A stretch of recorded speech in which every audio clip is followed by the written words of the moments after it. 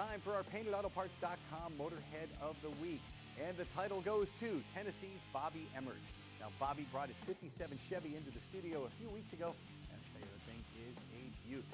Now, most folks would be happy with just one classic vehicle, but just take a look at Bobby's stable. How about this for a roll call?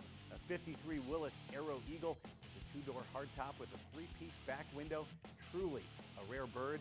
Bobby also has a 34 Willys, a 33 Ford Victoria All-Star, Fords from 49 and 54, a 1970 Impala, and a car he's putting together for his grandson. It's a 1985 Jaguar XJS. It seems modern in comparison to the other cars, but hard to believe it's nearly 40 years old. Bobby says he's been building cars as a hobby for 45 years, and he told me he's planning on selling every one of them. So if you're buying, be sure to look him up. Bobby Emmert, the PaintedAutoParts.com Motorhead of the Week. If you want to be Motorhead of the Week, send us a note. Go to MotorheadGarage.tv and tell us your story. We'll be right back with more Motorhead Garage presented by DragonfireTools.com, so don't go anywhere.